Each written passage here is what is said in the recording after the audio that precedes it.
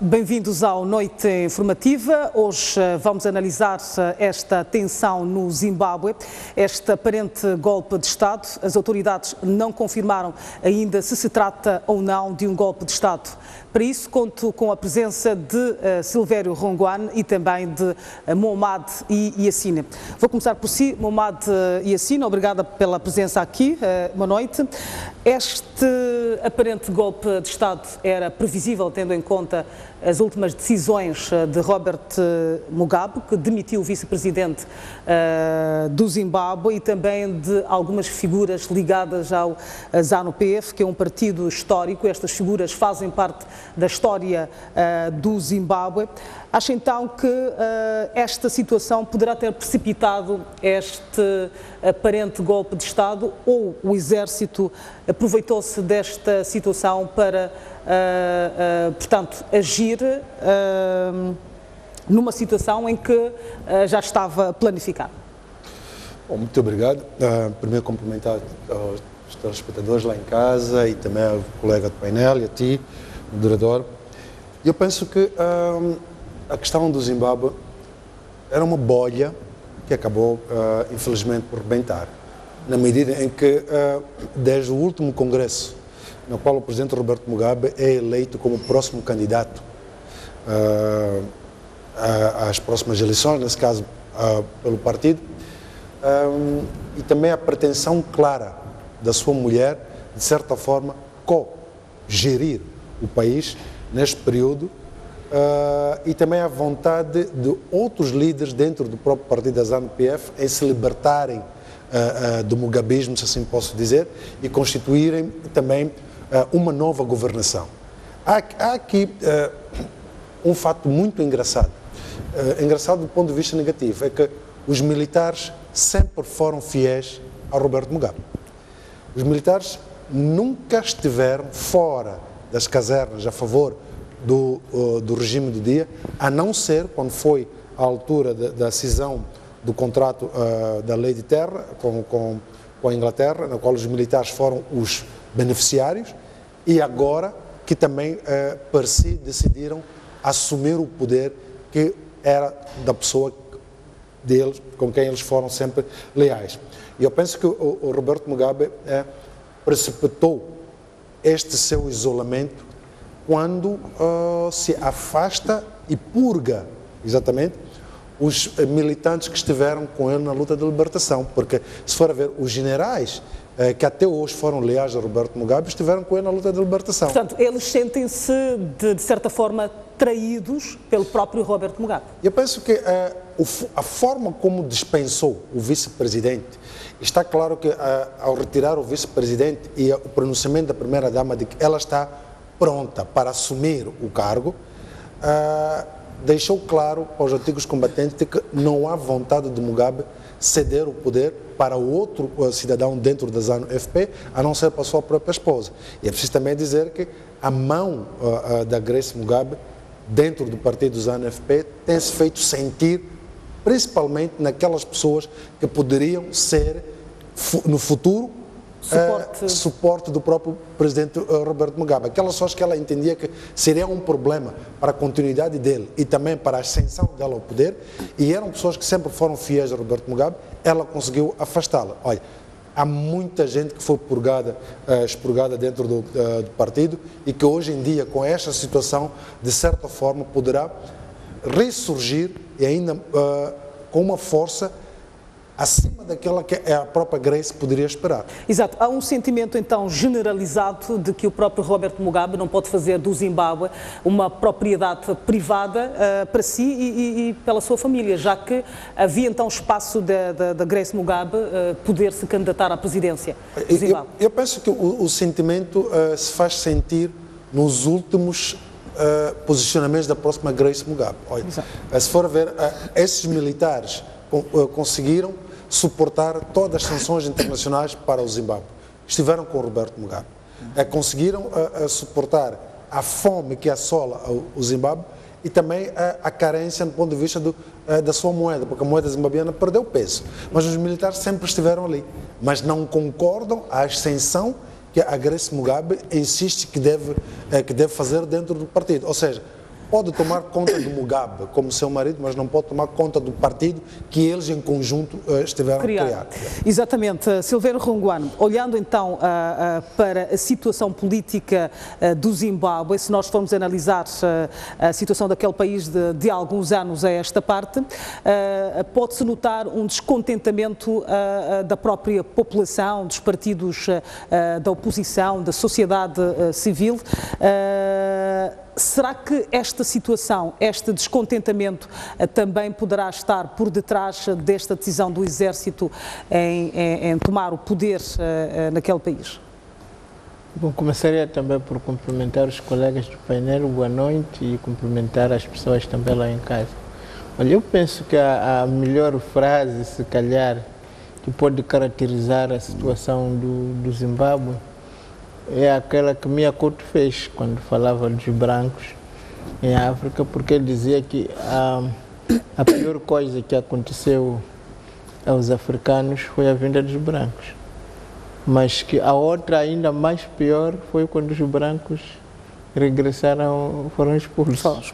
Então podemos dizer também que se calhar a Mugabe foi a maior bênção para o Zimbábue, enquanto um dos grandes arquitetos, combatentes da liberdade, da independência do Zimbábue, mas também foi quem mais prejudicou o Zimbábue. Não é preciso dizer que o Zimbábue, nos anos 80, 90, era uma das economias mais fortes e pujantes da África Austral, e hoje o Zimbábue está reduzido a um país de mendigos e refugiados, está numa situação sem esperança. Portanto, parece-me que a situação que Zimbábue se encontra do ponto de vista socioeconômico era insuportável, e é de prever que se realmente, se este não é o golpe, se esta não é a tal revolta, uma vez que as informações ainda são escassas, mas é previsível que isto mais tarde,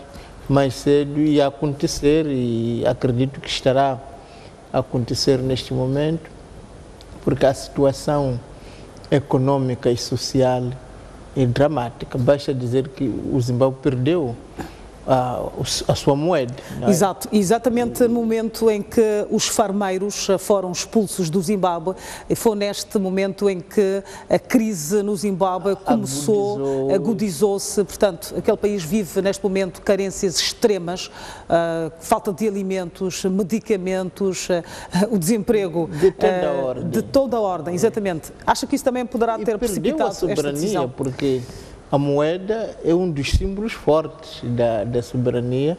Um país que deixa de cunhar moeda perde um aspecto essencial da sua soberania. Portanto, é preciso dizer que o Zimbábue atingiu, digamos, o pico da desolação. E quando isto acontece, o resultado é este. Agora, é evidente que há um conjunto de eventos imediatos que vieram simplesmente, serviram como rastilho da faísca, porque é preciso lembrar que depois da demissão do vice-presidente, efetivamente o chefe do Estado-Maior avisou que para nós não vamos assistir impávidos e serenos que militantes importantes do nosso partido possam ser afastados, porque é preciso lembrar que Mugabe, de alguma parte para cá, ele tem tido vice-presidente de 1 ano ou menos, portanto, usa os seus próprios companheiros como bem entende. Um dia promove este, no dia seguinte despromove aquele, e isto é mau, porque trata-se dos próprios companheiros de arma, que já não se trata só da oposição, não é? Portanto, os seus próprios companheiros de arma são tratados como se inimigos do Zimbábue, do presidente Mugabe fosse. E é preciso também acrescentar que nestes últimos tempos até existem dúvidas reais se quem comandava o Zimbábue continuava a ser Roberto Mugabe. Ou então a Grace Mugabe. Ou a Grace Mugabe, porque temos que reconhecer isso, que com 93 anos é preciso um milagre para que alguém tenha uma presença de espírito e uma capacidade de poder dirigir um país e perceber os assuntos. Acredito que também deve existir dos militares a desconfiança de que, em nome do Mugabe, está a se obedecer a Grace Mugabe, que, como sabemos, não tem as mesmas credenciais de luta armada, nem sequer no mundo empresarial e no mundo acadêmico, de negócio, mesmo uma legitimação popular não lhe é conhecida, não é? E pela idade avançada de Roberto Mugabe, acha que está a ser manipulado pela sua esposa, penso que primeira-dama? É preciso ter em conta esta possibilidade, que efetivamente ele também, o Mugabe podia estar a ser manipulado e que quem fazia as coisas podia ser a Grace ou um conjunto de pessoas também, que até pode nem ser a Grace, que rodeiam o presidente Roberto Mugabe e usá-lo para as suas agendas secretas e inconfessáveis. Portanto, eu acredito que esta situação toda pode, sim senhor, ter levado alguns setores das Forças Armadas, mas também alguns setores da população, porque é preciso lembrar que depois do pronunciamento do chefe do Estado-Maior, a Liga da Juventude veio ao público apelar que não, os militares devem ficar nos quartéis, não se devem meter na política, a confirmar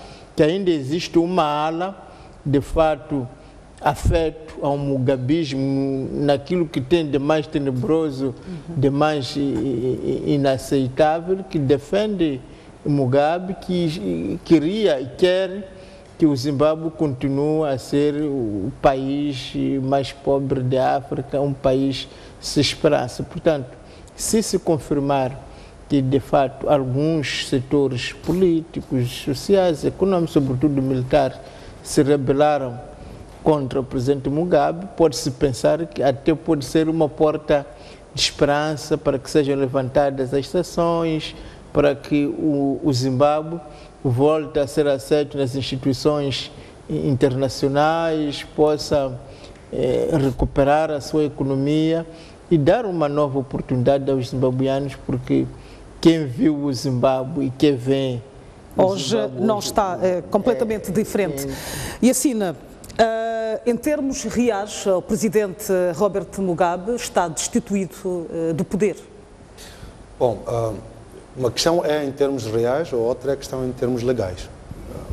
Em termos legais, o Roberto Mugabe continua sendo o presidente enquanto não fizer uma demissão pública, não forçada também, e enquanto não houver novas eleições no Zimbábue. Ele continua. E é preciso também recordar que qualquer golpe de Estado, no modelo em que está a acontecer, que na verdade esta é uma das formas, é a primeira forma real que se usa em termos de golpe de Estado, no Conselho de Relações Internacionais, este golpe de Estado a nível da SADC não terá nenhum reconhecimento para o país. Quer dizer, os países da SADC em bloco, num dos seus tratados, não reconhecem nenhum governo que seja resultado do golpe de Estado. Isto poderá piorar ainda mais a situação do Zimbábue? E eu penso que sim. Poderá piorar na medida em que, se os militares, em definitivo, assumirem que eles é que estarão a controlar o poder, e porque não passaram do escrutínio eleitoral, e não só, é que o militar não é o ideal para assumir um governo, porque tem uma missão específica, e também é a única dentro do governo, é a instância que tem a capacidade do uso de força bruta, né, neste caso. Este governo não será aceito, e a não ser aceito poderá lançar o Zimbábue para um caos. E eu tenho uma certeza que já há movimentações a nível da região no sentido de perceber melhor o que é que está a acontecer. Há uma movimentação que foi feita por parte do presidente Jacob Zuma, que está em contacto com o presidente Roberto Mugabe, no sentido de perceber se, na verdade, o presidente Roberto Mugabe encontra-se bem de saúde ou se tem outro problema. E a outra questão é a inconstitucionalidade que pode surgir da vontade dos militares de reintegrar o vice-presidente, porque o Roberto Mugabe, ao destituí-lo, fez no uso do seu direito ou da sua prerrogativa de Presidente da República, que é legal. Então, ao reintegrá-lo na função de vice-presidente, que não precisa ser eleito, deverá ser o presidente em exercício, que continua sendo Mugabe, a fazê-lo. É claro que os militares podem usar outra prerrogativa para pressioná-lo, mas se não for de livre e espontânea vontade, então esta decisão pode ser considerada nula. Exato. E como é que olha para esta intervenção do Exército, tendo em conta que este mesmo Exército só pode agir em situações que perigam o status quo do país? Olha, há uma situação de instabilidade no próprio Zimbábue que levou a esta situação?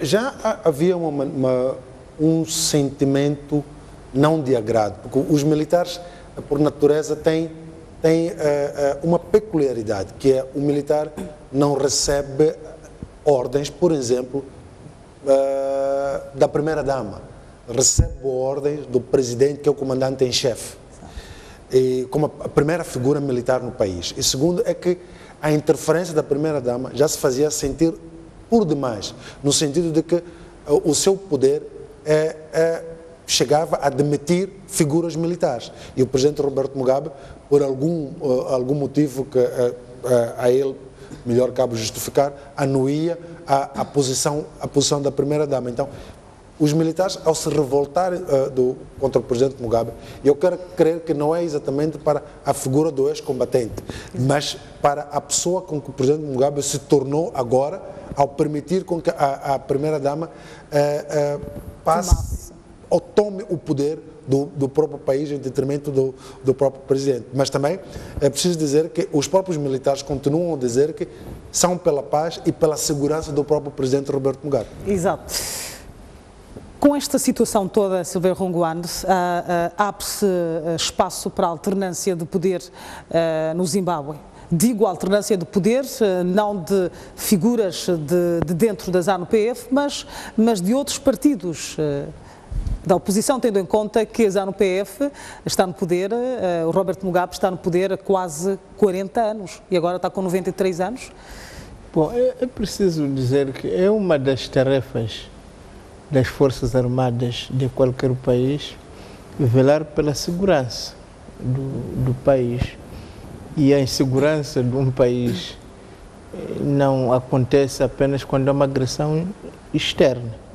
Também existem agressões internas.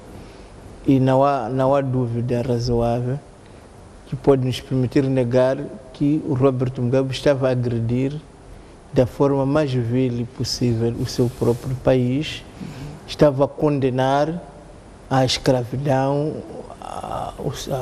a sua própria população. É preciso dizer que milhões e milhões de zimbabuianos que fugiram do Zimbábue, zimbabuianos e zimbabuianas, tornaram-se escravos de trabalho doméstico, até presas fáceis de escravatura sexual por este mundo fora, para dizer que efetivamente o Zimbábue estava a sofrer uma agressão e as Forças Armadas do Zimbábue, se efetivamente tiverem posto fim a esta situação, agiram em pleno direito de defender o Zimbábue e a sua população da agressão de um velho.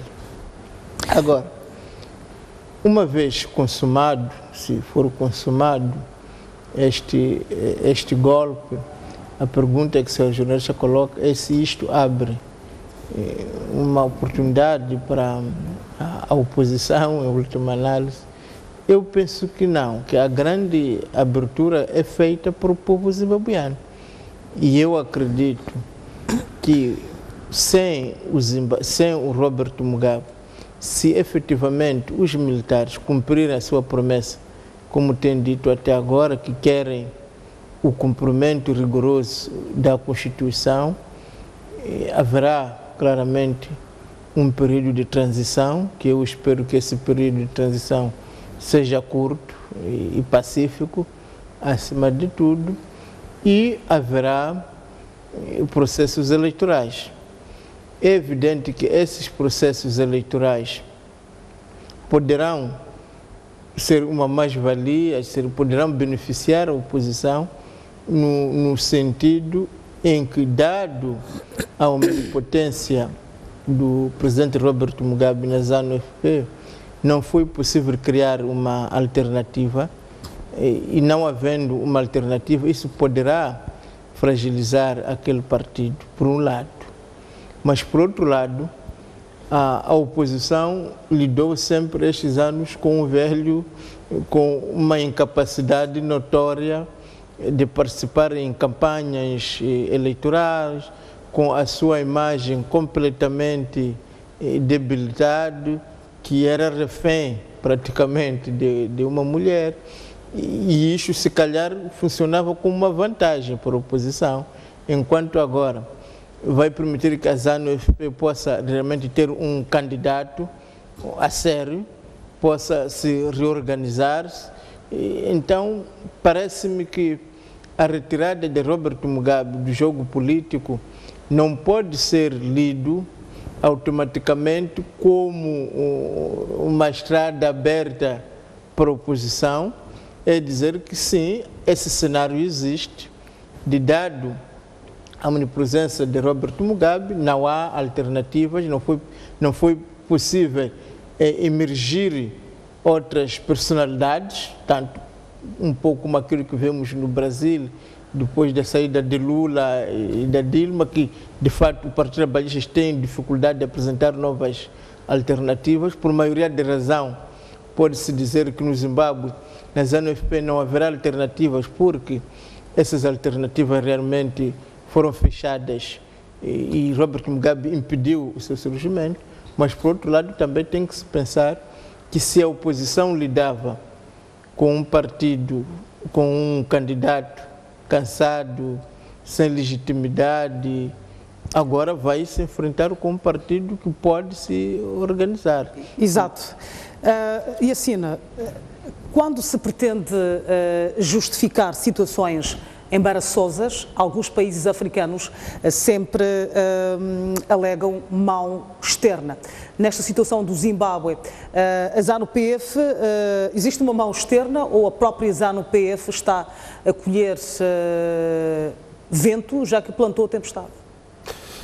Eu tenho dito muitas das vezes que um dos grandes problemas dos partidos que estiveram na libertação dos países ou que se constituíram como partidos políticos depois disto, é a sua incapacidade de lidar, do ponto de vista real, com aquilo que são as preocupações do povo.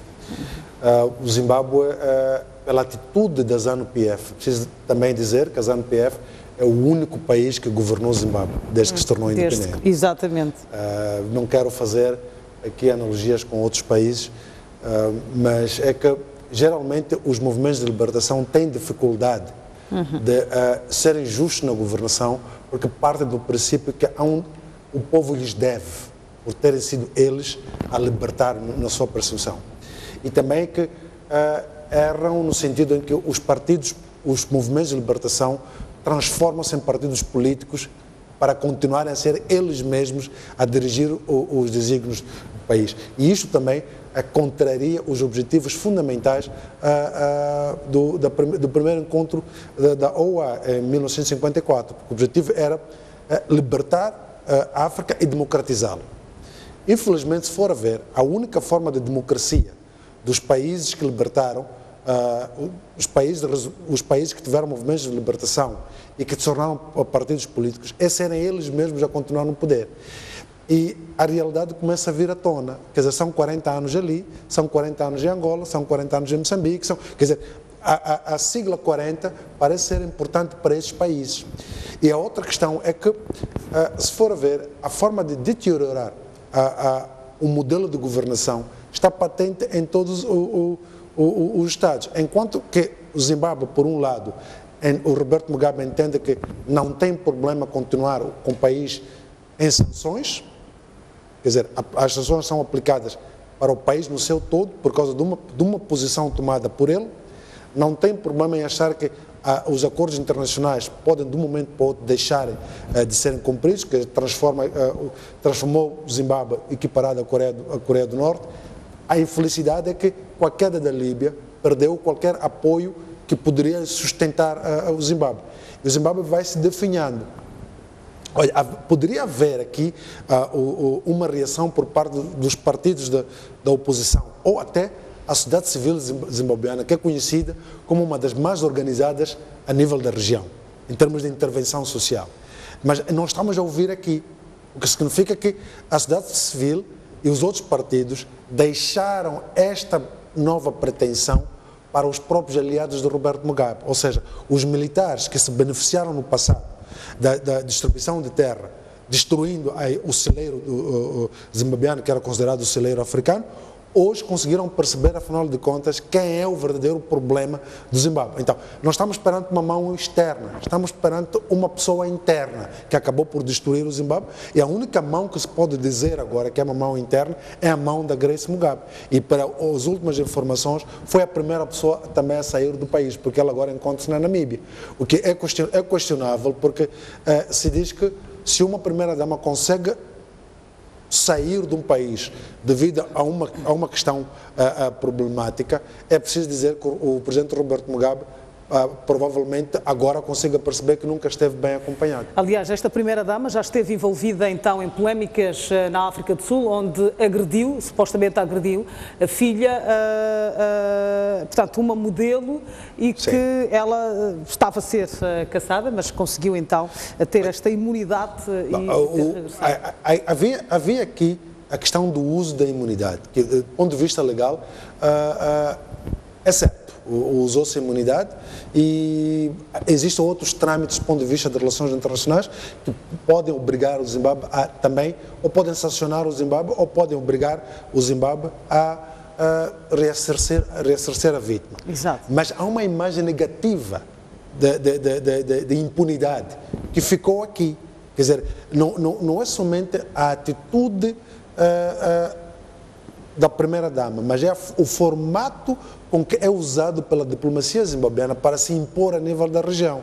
É preciso recordar também, passado, que Robert Mugabe é um presidente que, depois da saída de Nelson Mandela, nunca teve boa relação com a própria África do Sul. Então, é um desenrolar de acontecimentos em que se hoje o presidente Jacob Zuma se preocupa com a situação de Roberto Mugabe, é pela sua posição ou pelo estatuto que assume dentro da SADC. Quer dizer, porque, como sabe, a liderança da SADC é rotativa e cada país, através do seu chefe de Estado, assume uma certa pasta. Daí a necessidade. Caso contrário, só de crer que igual com outro país, que nem Moçambique, que ainda não se pronunciou, para além do Jornal Notícia que trouxe, o Jornal Notícia de hoje, trouxe uma notícia totalmente desfasada do realismo que acontece no jornal, considerou a saída dos militares da caserna para cercar a cidade como um mero treino militar. Quer dizer, é um sinal, é um formato que é usado pelos regimes ditatoriais para escamotear a verdade, de forma a não acordar o outro povo. Mas a queda dos movimentos de libertação está iminente a nível da região. Já foi na Zâmbia, Kaunda era todo poderoso, hoje não se fala de Kaunda na Zâmbia, está acontecendo no Zimbábue e a seguir só resta um lugar. Exato. Vamos então passar para outros temas daqui a pouco, mas existem questões pertinentes. João Guane, parece que há um sentimento generalizado, há um sentimento de satisfação por parte não só dos zimbabueanos, mas também por parte de africanos, quando analisam esta situação no Zimbábue. Muitos dizem que muito bem feito, já não era sem tempo. Acha que isso mostra o sentimento dos povos africanos com relação a estes regimes, digamos assim, ditatoriais e que estão no poder há bastante tempo? É uma forma de se libertarem desta teia política, destes partidos que estão há muitos anos no poder? Bom, isso acredito que também suscita um misto de sentimentos, não é? Aquela de que sair da frigideira para a panela, porque o que se esperava era uma mudança constitucional, não é? Em que o Robert Mugabe perdia as eleições. Mas esta situação é sempre difícil no continente africano, esta transição pacífica democrática, sempre tem que se recorrer à força extrema. Exato, e quando é assim, o país tinha uma dívida com Robert Mugabe e a sua malta porque libertaram o Zimbábue. Agora vêm os militares, libertam o Zimbábue de Robert Mugabe e o Zimbábue também passa a lhes dever e nós vamos entrar num círculo vicioso de dívidas, porque é disso mesmo que se trata. Alguém que arriscou a sua vida, e perdeu os seus camaradas, e, de fato, quando consegue, ele sempre vai achar-se no direito de impor a sua vontade, porque afinal acaba considerando o país como um troféu de guerra e não se coloca naquela situação de um serviço que prestou a sua pátria. Mas para todos os efeitos, é preciso, em primeiro lugar, distinguir o caso zimbabuiano dos outros todos. Primeiro, reconhecer que era uma vergonha para qualquer africano estar a ser governado por uma pessoa daquela idade, não é? E o tempo que ficou, porque o que estava aqui em causa era perguntar, afinal, no Zimbábue não há outros homens, porque não estamos a falar aqui da falta de alternância partidária apenas, era falta de alternância em relação a um único homem. Portanto, a pergunta que se fazia era se dentro da própria ZANU-PF não existe outros homens e outras mulheres, e dentro do Zimbábue não haverá outros partidos. Portanto, havia esta dupla situação que tornava a ditadura zimbabuiana sui generis e transformava numa das mais dolorosas que os africanos experimentaram. Daí este sentimento de alívio, não é? Porque até se perguntava, já meio a brincar, que quando se falava de o Robert Mugabe vai despedir do seu povo, ele perguntava, o povo vai para onde? No sentido que se havia alguém que veio para ficar, era o próprio Zimbábue, era o próprio Robert Mugabe. Portanto, parece-me que só o fato de os zimbabuianos poderem se despedir de um homem que efetivamente não só ficou muito tempo no poder, como também prejudicou seriamente, porque eu acho que isto é preciso ter em conta, que o Zimbábue era um país próspero, que de repente foi a sua situação deteriorando até atingir níveis inaceitáveis. E é preciso também contar com a humilhação que o regime zimbabuiano, é preciso lembrar o bispo de Harar, que foi seriamente humilhado, até na sua honra, na sua reputação por este regime, para não falar do número sem conta de companheiros seus do próprio partido que também sofreram várias humilhações. Agora, também é preciso ter em conta que a ZANU-PF, que governou esses 40 anos, veio também de uma fusão com a ZAP, não é? E é preciso perceber, sem Robert Mugabe, como é que se faz esta aliança, porque nós estamos a olhar a ZANU como um partido coeso e nos esquecemos que era uma aliança de dois partidos, embora uma aliança forçada, mas é uma aliança. E depois também lembrar que havia aqui também um equilíbrio étnico, que é preciso ter em conta que nestas mudanças, como é que esse equilíbrio étnico vai continuar a ser mantido.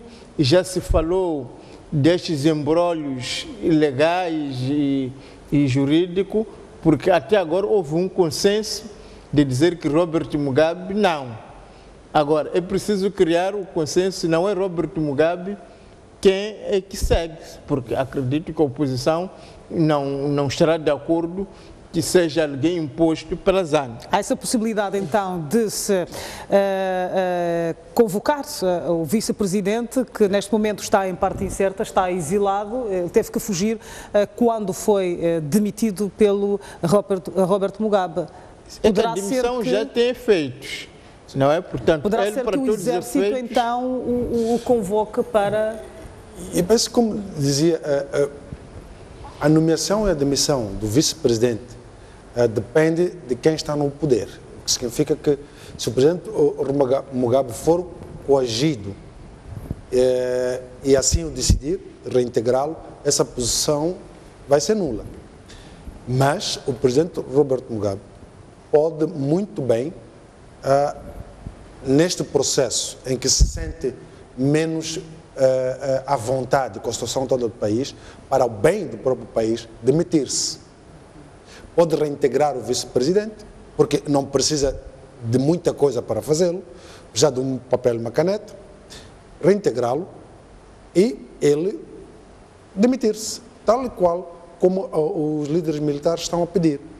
Mas já, por outro lado, é preciso dizer aqui que a SADC, eu tenho considerado a SADC como um grupo de amigos, não como pessoas que estão mesmo preocupadas em resolver questões dos seus povos. Motivo pelo qual, mesmo a nível da SADC, não há nenhum assento para a sociedade civil. A outra questão é que os problemas que o Zimbábue foi criando para a SADC nos últimos 10 anos foram sempre resolvidos com uma diplomacia silenciosa e que foi-se dito que esta é a melhor forma de lidar com Roberto Mugabe. Ou seja, não confrontá-lo e não afrontá-lo. Ser paciente até que ele decida mudar de ideias. Exato. Então, é preciso também trazer que ainda esta tarde a SADC enviou pessoas para Zimbábue. Os militares os receberam no aeroporto e devolveram-nos. E disseram que não precisam desta intervenção porque o Zimbábue está calmo. Eu me recordo, trago aqui uma colação, na altura das últimas eleições que o Zimbábue teve, em que Roberto Mugabe teve problemas reais no ponto de vista de resultados com o Morgan Tsvangirai, SADC também achou que a única forma era acomodar Roberto Mugabe e fazer uma vista grossa. Aí países como Moçambique e África do Sul avançaram com a tal diplomacia silenciosa e que entendiam que era a melhor forma de resolução do conflito zimbabiano. Mas a questão foi acumular. Repara que de ontem para hoje, os movimentos da sociedade civil a nível da região da SADC já fizeram uma carta de solidariedade para o povo zimbabiano. Quer dizer, a sociedade civil da SADC está com o povo zimbabiano, mas não está preocupada com o problema do Mugabe e os seus amigos que ontem eram amigos, nesse caso os militares. Então, isto também deixa claro qual é o sentimento a nível da SADC. E para os outros países que também têm um problema com o Mugabe, para eles é no sentido, bom, isto que acontece é que se resolva logo, a gente não vai interferir. O mesmo que a África fez na altura da Líbia. Olha, vamos fazendo de conta que estamos preocupados com o assunto, mas que se resolva.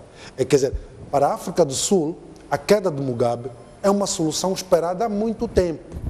E para Moçambique também, a queda do Mugabe é a saída do incômodo, porque afinal de contas, até no problema interno que nós temos aqui em Moçambique, Mugabe também tem uma mão.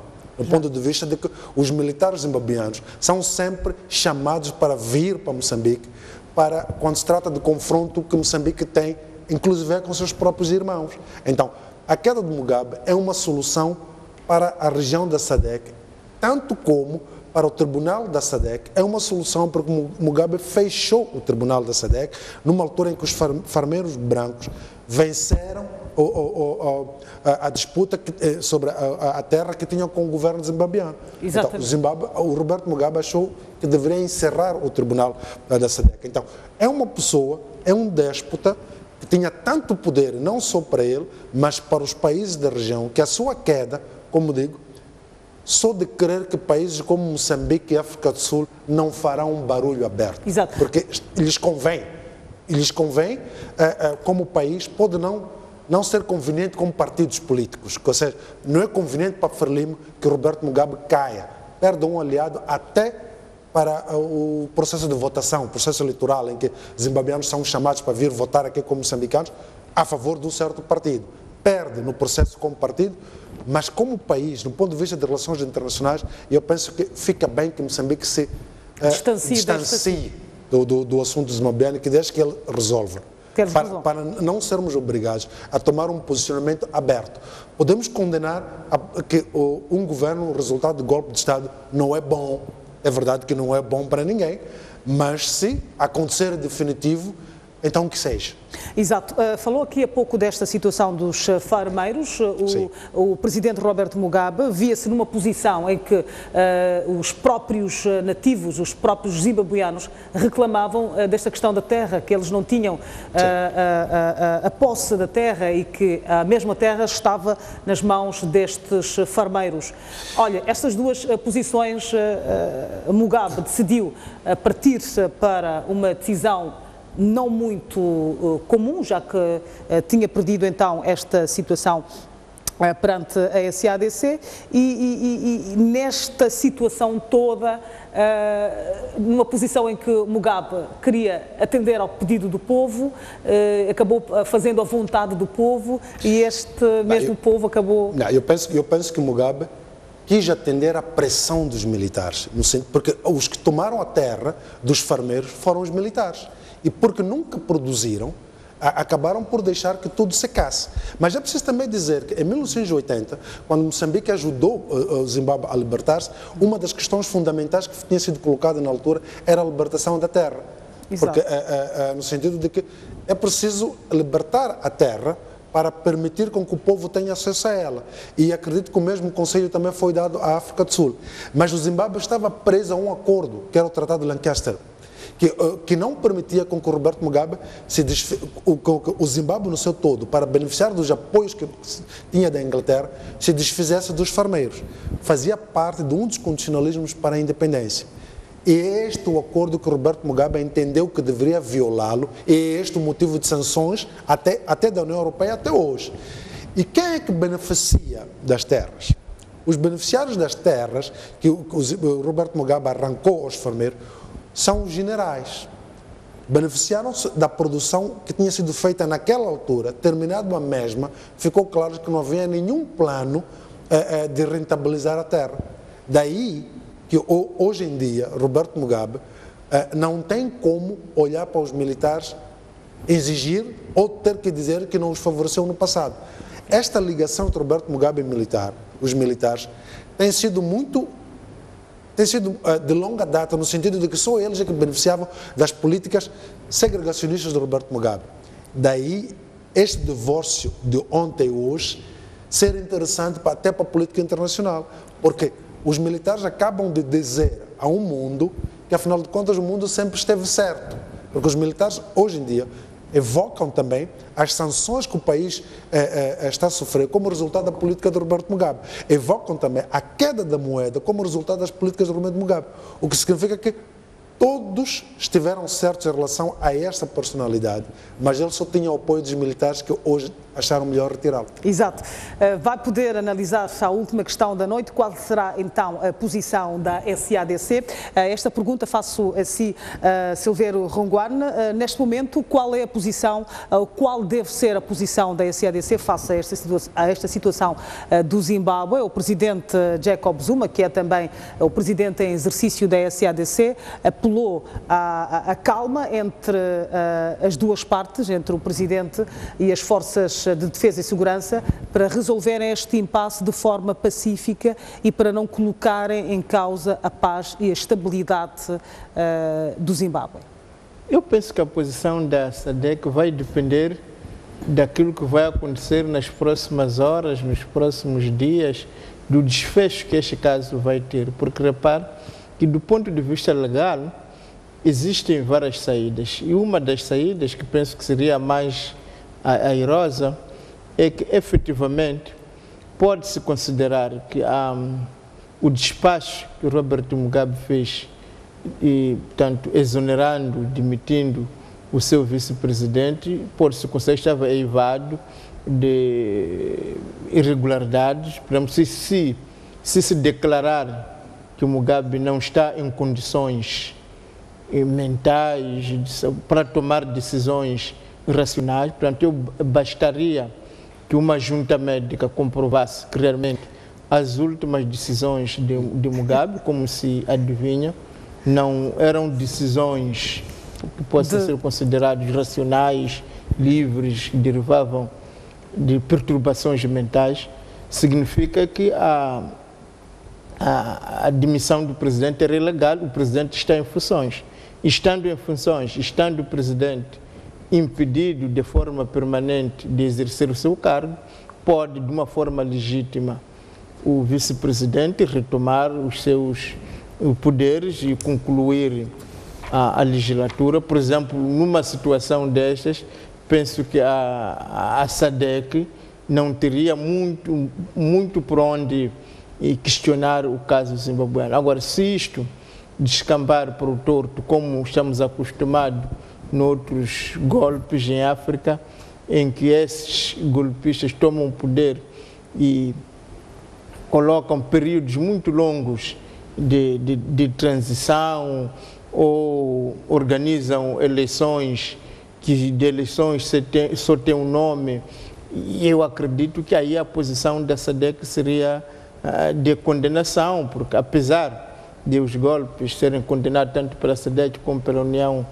Africana, no caso, se é que os militares agiram de fato para defender a legalidade, repor a ordem e a tranquilidade, e se esses militares de fato conseguiram fazer cumprir a Constituição, que eu acredito que seria o vice-presidente retomar o seu poder, ou haver eleições num espaço mais curto, que seria até o mais interessante, penso que a posição da SADC também será diferente. Então, para dizer que a posição da SADC vai derivar daquilo que acontecer nas próximas horas, daquilo que for o desfecho do caso. Para todos os efeitos, não estamos acostumados a que a SADC, a União Africana, a condenar esquecendo, portanto, uma espécie de uma amnésia de tudo aquilo que aconteceu para que o Zimbábue, para que este país chegasse a esta situação. E que lições, então, a África pôde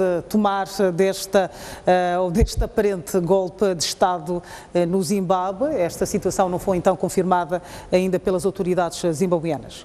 Não, eu penso que a primeira lição... Moçambique deve tirar uma lição desta situação. Não só Moçambique, mas muitos países africanos. Primeiro, perceber que quando um partido, quando um governo torna-se incapaz de dar a satisfação mínima das necessidades das populações, vai sempre ter um fim trágico como esse que estamos a assistir no Zimbábue, porque políticas à parte, análises à parte, a razão profunda era a situação catastrófica do ponto de vista social. Não há nem militares, nem políticos, nem sociedade civil, nem pessoas particulares que podem suportar períodos de carência, de escassez, que assistem os seus filhos e suas filhas a se transformarem em escravos de outros povos eternamente. Portanto, é preciso que fique claro, que se cuidem todos os governos, que a única via de ser reconhecidos, a única via de ter militares leais, de ter povos leais, é de fato tudo fazer para resolver as situações sociopolíticas, socioeconómicas das populações. Exato. Momad Yassine, vou fazer 3 perguntas. Que posicionamento se pode esperar da SADC? O que é que se vai seguir de hoje em diante no Zimbábue? E, por último, que lições os países africanos, sobretudo Moçambique, deve tirar desta situação do Zimbábue? Bom, a primeira é a consentânea, do ponto de vista da política regional, e é também a política da União Africana, é que a SADC não irá reconhecer qualquer que seja o governo sair do Zimbábue que não seja de um pleito eleitoral. E segundo, os militares dizem que agora estão a gerir o país. Ao se consumar publicamente o que já é sabido, que houve um golpe de Estado, porque afinal de contas o governo civil não está em exercício, e se o governo civil não está em exercício e os militares é que tomaram as instruções do Estado, então é golpe de Estado. Independentemente se queira anunciar um novo governo de gestão ou interino ou não, mas a ação em si já é golpe de Estado. SADC irá condenar, igual ao que faz com a permanência de Kabila excessiva no poder, mesmo depois, fora do prazo, que é exatamente a expressão mais certa. A SADC irá condenar, e irá aconselhar com que os países em redor sejam solidários com o governo deposto ou o governo do dia, irá pedir calma aos movimentos da sociedade civil e irá pedir com que os partidos políticos dos países se unam como partidos civis contra um golpe militar. Mas isto é o que a SADC faz sempre. Daí eu continuar a dizer que o SADC é um clube de amigos que defende os movimentos de libertação. E trago isto também à colação sobre a reação da SADC em relação ao golpe, considerado golpe de Estado social, que é de 2009 em Madagascar, na qual o Rajoelina assumiu o poder com a ajuda da população. A posição da SADC foi a mesma que vai fazer agora aqui no Zimbábue. Mas a diferença é que a posição da União Africana pode ser também no sentido de uma diplomacia silenciosa, no sentido contrário, porque a União Africana também sente-se cansada dos embaraços que o Roberto Mugabe cria a nível dos encontros da União Europeia e também a nível dos encontros das Nações Unidas, que esta figura do presidente Roberto Mugabe passou a ser um embaraço para o continente africano, tanto como até o próprio modelo, os protocolos da União Africana nos encontros acabam por ficar menos regrados também devido à figura do Roberto Mugabe, que acaba por discursar 4 horas de tempo, enquanto tinha 30 minutos. Então, eu penso que há de ser uma lição para os países da região que todo governo que usa os militares para se manter no poder tem que estar atento, porque poderá haver uma possibilidade desses militares um dia rebelarem-se contra o próprio governo. Quer dizer, é preciso também não ir longe, ainda hoje, aqui no país, um grupo de 250 militares que não foram integrados na CIPOL fizeram uma carta aberta para o ministro. Quer dizer, são 250 mancebos que não tiveram colocação, que acabaram por fazer uma carta aberta que está a circular aí e que é feita para o ministro. E trazem situações caricatas daquilo que é o Ministério do Interior, daquilo que é a formação militar. Entre pagamentos ilícitos, entre assédio sexual e muitas outras coisas, como forma de se manter no exército depois de formação. Me estou a referir a uma carta que está a circular hoje. Então significa que este exército também pode um dia se rebelar contra o governo de dia, porque afinal de contas os militares têm uma doutrina, são formados para um certo princípio. Quando este princípio eles sentem que está sendo ameaçado, seja qual for o motivo, eles se irão rebelar. E se hoje é no Zimbábue, 40 anos depois, poderá ser num outro lugar um dia qualquer. E como mudar esse paradigma da SADC? Esta aparente inércia desta instituição. É difícil mudar o formato da SADC porque está na sua própria Constituição. Quer dizer, havia uma Constituição econômica, mas havia também uma Constituição política. E a Constituição política tinha muito a ver com os países da SADC que já estavam libertados e que na altura eram todos eles dirigidos pelos movimentos de libertação. Era na Zâmbia, na Tanzânia, no Zimbábue, em Moçambique. Quer dizer, esses que de certa forma impulsionaram a criação da própria SADC. O objetivo era, para além dos corredores econômicos, mas o fundamental era libertar a África do Sul do apartheid. Então, há uma aliança entre esses partidos. Há uma aliança entre esses partidos que só se movimentam quando um deles se sente ameaçado. Mas pela exposição do problema zimbabuiano e pela aceitação, só de crer que, por exemplo, a União Europeia ou os Estados Unidos pode condenar o uso da força bruta para a ascensão ao poder, mas não irá sentir-se obrigado a repor o Mugabe no poder. Mas os países de redondeza que continuam a ter os movimentos de libertação e que só restaram 2... Tem esta possibilidade? Tem este problema de tirar uma lição clara no Zimbábue. Eu espero que num outro lugar, num outro país, que às vezes é difícil dizer o nome, com muita rapidez, há de haver uma reação em relação ao acontecimento no Zimbábue. Porque se for a ver... Moçambique e Zimbábue posicionaram-se em relação à República Democrática do Congo, aceitando que um presidente, já fora do prazo, continue no poder, arrastando um processo eleitoral com uma justificação de que não há recursos. Então, com a queda do Zimbábue e com a alteração que está sendo feita em Angola, provavelmente Moçambique vai precisar de se reajustar. Exato.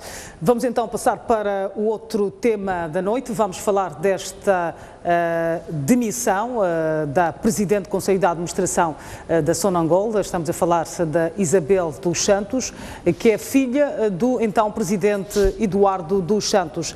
Silveira Runguana, João Lourenço, em pouco tempo, em 50 dias de governação, está a começar então a fazer mexidas naquele país, mexidas, diga-se, surpreendentes. Ninguém esperava que João Lourenço fosse demitir Isabel dos Santos, que é a figura que nós já conhecemos.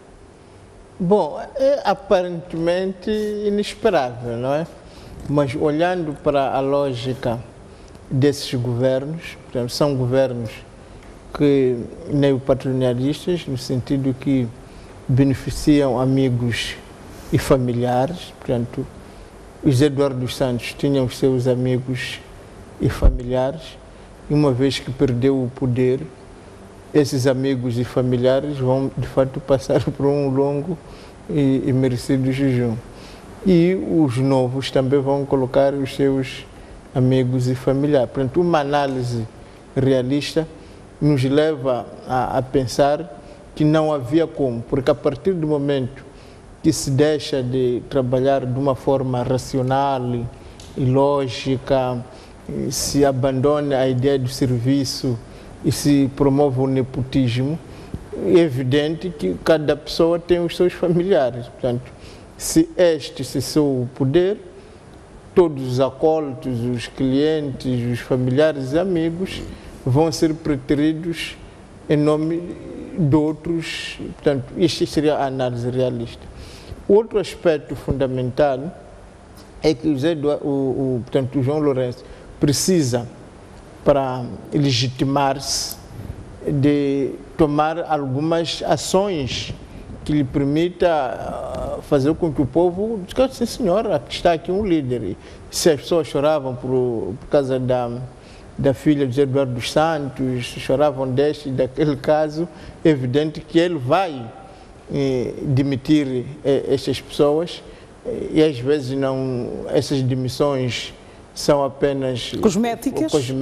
É preciso lembrar que um dos filhos de Eduardo dos Santos deixou de ser PCA para ser diretor. Portanto, mas, para todos os efeitos, é necessário para o novo líder tomar essas decisões para ter o apoio da população. Também é uma leitura possível.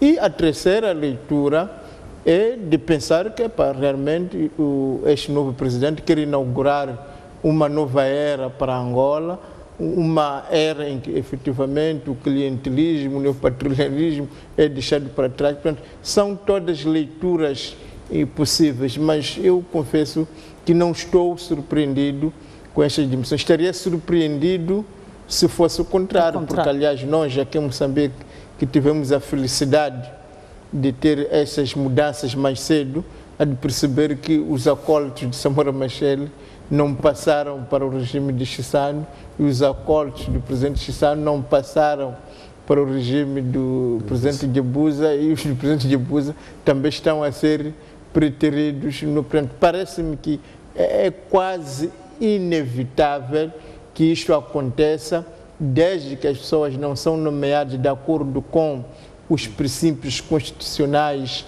com a transparência e, sobretudo, com a meritocracia, com a competência. Portanto, se é na base de amiguismo, é preciso ter em conta que há um novo senhor, há novos acólitos. Exato. E assim, o MPLA terá percebido que deve reconquistar o povo angolano e reganhar a confiança internacional, mesmo que para isso tenha que demitir pessoas ligadas à própria rede do MPLA? Bom, primeiro dizer que em Angola o primeiro inimigo do MPLA é o próprio Presidente da República. Mas o Presidente da República de Angola, o atual Presidente da República de Angola, é o inimigo menos prejudicial para o MPLA, no sentido de que existiam outras pessoas mais ávidas pelo poder e com capacidade e mais alinhados para substituir José Eduardo Santos, e que foram preteridos pela percepção de José Eduardo Santos de que estas pessoas poderiam lhe criar problemas após a sua saída. E das 3 pessoas, um deles era o general Puplica, José Eduardo Santos preferiu o atual ministro, que era o ministro da Defesa. E, coincidência ou não, é que aqui também no país, o presidente cessante, percebendo que teria problemas graves, também foi substituído por ministro da Defesa. Em Angola também aconteceu o mesmo. As mudanças que estão a ser trazidas pelo atual presidente, que era ministro da Defesa, representam o perigo real que o José Eduardo Santos temia em relação aos outros 2 generais. Ou seja, olha, o atual Presidente da República também não é o Presidente do partido. Quer dizer, José Eduardo Santos, antes de sair do poder, veio com algumas leis. Primeira lei que era o corpo de direção da Sonangol não poderia ser mudado.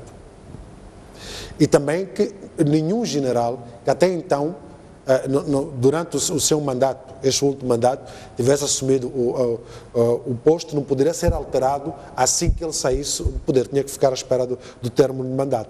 E também a aprovação de imunidades para a sua pessoa e família. Quer dizer, e isto é típico de um ditador que teme represálias judiciais após a sua saída. Mas o Presidente João Lourenço pôde reverter esta situação? Mas o Presidente está a reverter, e esta foi a primeira reversão, que apesar de ter assumido dentro do MPLA que não haveria, que não se podia rescindir o contrato do corpo diretivo da Sonangol, o Presidente, em um despacho, rescindiu. Tanto como rescindiu também os contratos das 2 empresas, dos filhos, do filho e da outra filha do José Eduardo Santos, que assumiam a televisão pública, o espécie de TVM. Que agora são deputados, tem uma filha que é deputada. É deputada, mas tinha uma das suas empresas na televisão pública de Angola, que o Presidente rescindiu o contrato imediato com as 2 empresas hoje, tanto como pediu que a TPA encerrasse portas para que se reformulasse. Mas a outra questão aqui é que o Presidente também tocou no Tesouro, que isto também era chefiado pelo filho do Presidente José Eduardo Santos. Aqui, entendo que houve a promessa feita na altura da ascensão à sua candidatura e o realismo atual. É um contraste, porque este Presidente está a passar por cima do Presidente José Eduardo Santos, quer dizer, está a tocar naquilo que o Presidente José Eduardo Santos considera sagrado, que são os lugares que tinha colocado para a sua família, para que pudesse beneficiar de estatuto e do erário e do dinheiro do erário público, sem que para tal pudessem ser subsidiados. Bem disse aqui que uma das suas filhas é deputada da Assembleia, mas é uma das filhas que sempre esteve em confronto direto com o pai, e que chegou a dizer que a ascensão dela à Assembleia foi devido à sua militância no partido, e não porque o pai era presidente, que é uma das filhas mais velhas que sempre esteve em dissonância com o pai. Exato. Havia aqui a percepção de que João Lourenço seria um pau-mandado, como dizem os brasileiros, do presidente José Eduardo dos Santos, mas com estas atitudes quer-me parecer que não é bem assim. Não, os delfins sempre agiram desta maneira, não é? Portanto, é preciso fazer uma pequena distinção, porque em Moçambique estamos a dizer que o presidente foi substituído pelo presidente pelo ministro da Defesa, mas a verdade pareceu em Moçambique que foi escolhido alguém para substituir o presidente, e porque ia substituir o presidente foi nomeado ministro da Defesa. Eu penso que é o contrário. parece-me que em Moçambique, primeiro foi a decisão de substituir o presidente com o atual presidente, e foi por causa disso que ele foi a ministro da Defesa, como parte da sua preparação para a substituição. Enquanto que o que nós temos em Angola é diferente, é alguém que teve uma carreira militar invejável, é um herói de guerra, é alguém que estava no Ministério já há bastante tempo, portanto é alguém que tem força própria, não deve praticamente nada ao atual chefe do Estado. Mas, como qualquer pessoa que está a ficar fraco, porque é preciso lembrar que uma das razões por que José Eduardo dos Santos abandonou o poder é o estado debilitado de saúde. Portanto, não é uma escolha livre. Foi uma saída forçada. É uma saída forçada. Aliás, aquilo que estamos a ver no Zimbábue, porque é preciso reconhecer que nós, homens e mulheres, temos um grande sinal, que é a saúde. E isso é que forçou esta mudança. Então, vendo-se debilitado, o presidente pode ter alimentado esta esperança vã de que encontraria um aliado, mas a verdade é que a lógica que ele usava de beneficiar parentes, de beneficiar amigos, era a mesma lógica que seria usada, porque esse regime funcionou assim nestes últimos 40 anos. Se nós formos a olhar quando portanto, o primeiro presidente de Angola morre, o que nós assistimos é que o José Eduardo dos Santos não beneficiou os parentes portanto, do primeiro presidente, que é o Agostinho. Portanto, o que acontece é que foram abandonados os familiares do primeiro presidente. Aliás, só comparando, é interessante verificar que as mordomias reservadas às primeiras damas foram aprovadas agora, que o presidente de Angola, José Eduardo dos Santos, ia sair do poder.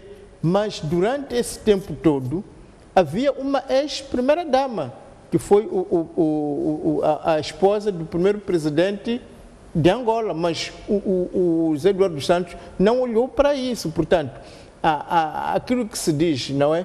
A medida pela qual medir, sereis medido. Portanto, a cama que preparar, dormireis nele. Portanto, aquilo que ele fez ao seu antecessor, que é Agostinho Neto, é exatamente aquilo que está a acontecer com ele.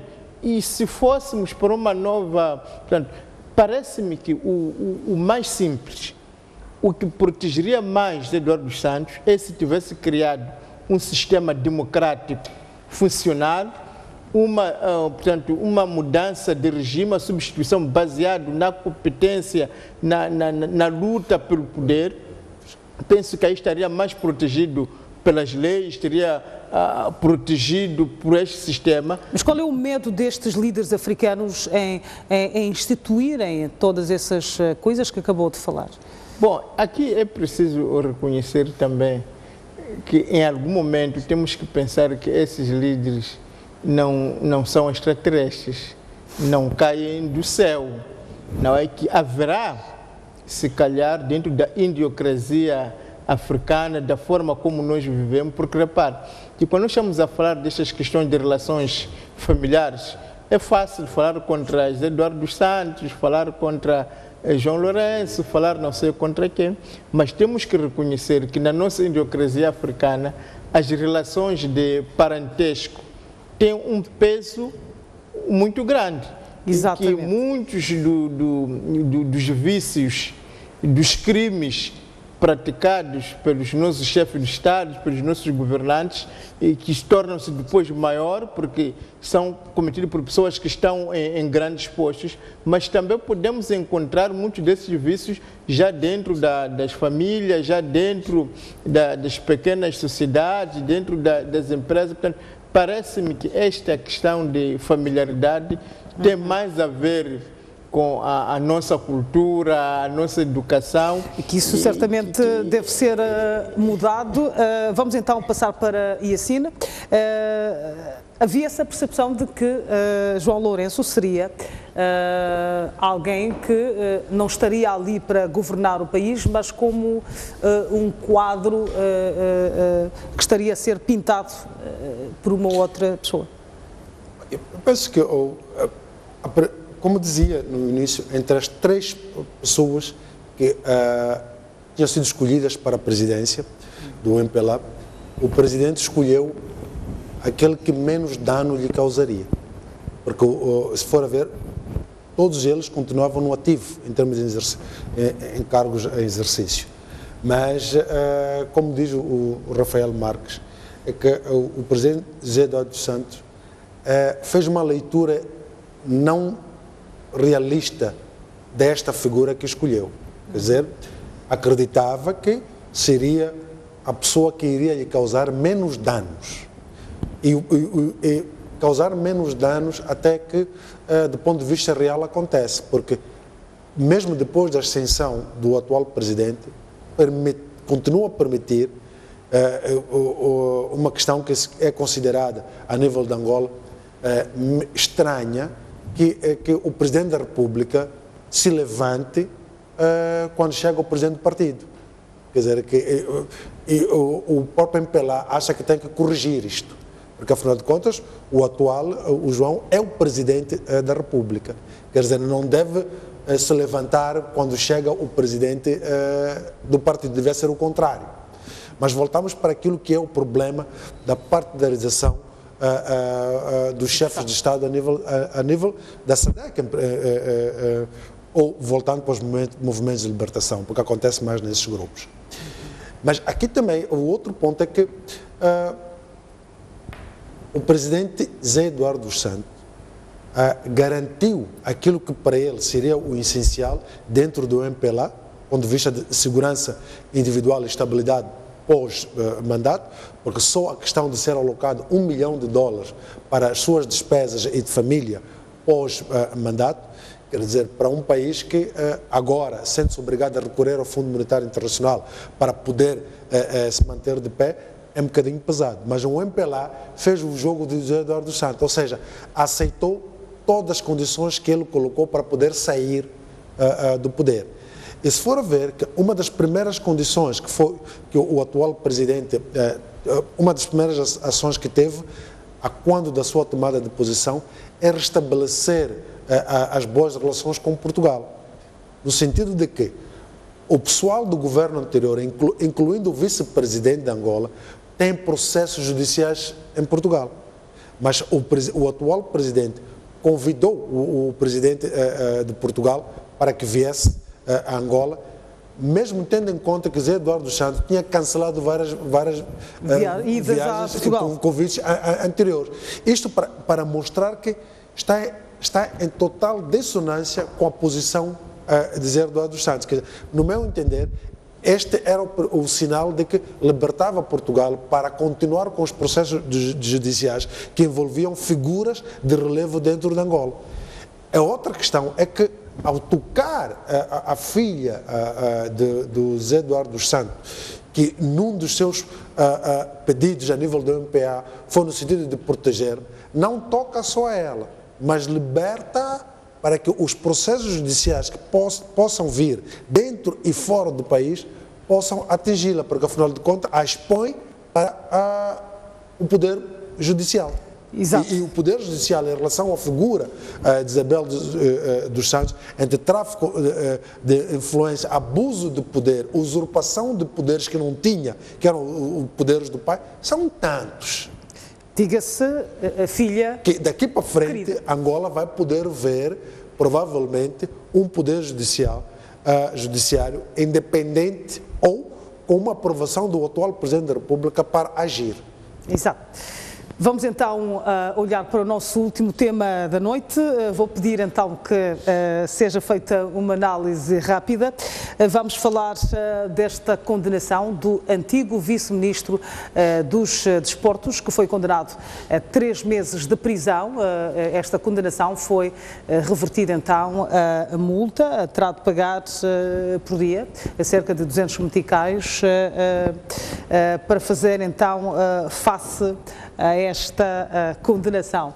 Silveira Ronguane, o vice-ministro não vai para a cadeia, vai ter de pagar a multa, e esta situação toda, este caso foi julgado porque ele não quis, supostamente não quis devolver a casa do Estado que recebeu quando exercia o cargo de vice-ministro.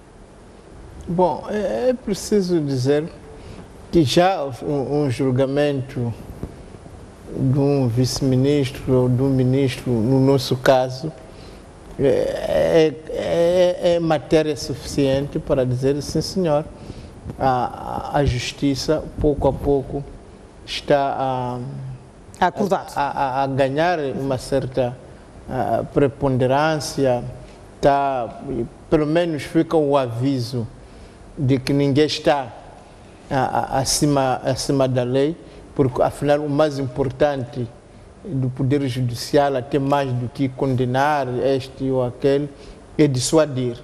Eu penso que esta sentença, pelo menos, pode ser visto como um instrumento dissuador, no sentido de dizer a todos nós que, independentemente do cargo que a pessoa ocupa, se enverdar pelo caminho do crime e das ilegalidades, poderá ser julgado tanto no Estado.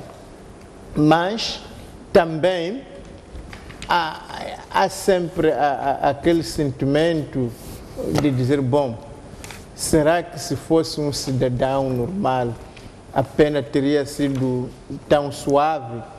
Também levanta-se essa questão. E mais até do que isso, a pergunta que se faz se nós temos este ministro que fez isto, aquela PCA que fez isto a ser julgado, por que então não avançamos rapidamente para aquele que é o caso do dia, não é? Que é a questão de milhões e milhões. Portanto, penso que, por um lado, temos que reconhecer esses avanços, mas, por outro lado, também isto vem adensar ainda mais as nossas dúvidas, porque estes, quando temos outros casos muito mais quentes, muito mais fortes, que não estão a conhecer os seus desfechos. Exato. Yassine, como é que olha para esta condenação do antigo vice-ministro dos Desportos? Bom, primeiro, penso que a condenação é resultado de um processo negocial na qual foi-se dando espaço ao ministro para poder abandonar a propriedade do Estado.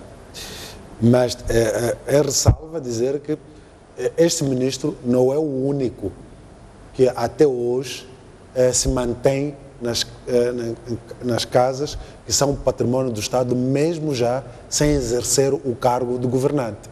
Ou seja, nós temos aqui em Moçambique situações em que ministros tiveram que viver em hotéis ou vivem ainda em hotéis sem a família, porque o seu antecessor não quer abandonar a casa que pertence ao Estado. Não só ministros, como diretores e muitos outros. O património do Estado não se aliena, porque é património do Estado. Mas nós temos, do ponto de vista real, muitas pessoas que vivem nesse património e que nada lhes acontece. Agora, eu até penso que a questão do ministro não é exatamente a protelação em relação à entrega ou não da casa, mas eu penso que foi pela a resposta em que deu a última carta ao tribunal, quando diz que precisava de um tempo para poder, se retirar. E que se o Estado não concordasse, que fizesse como quem diz, faça o que bem entender. Eu penso que essa expressão pode ter soado como uma posição de arrogância de poder, principalmente para alguém que já não exerce um cargo governativo. Também esquecendo o ministro, nesse caso, que há uma vice-ministra também que assume o cargo que, pelo direito, deveria estar a residir na casa em que ele hoje continua a residir. Mas é preciso dizer que eu não olho esta condenação tão simplista como pode parecer.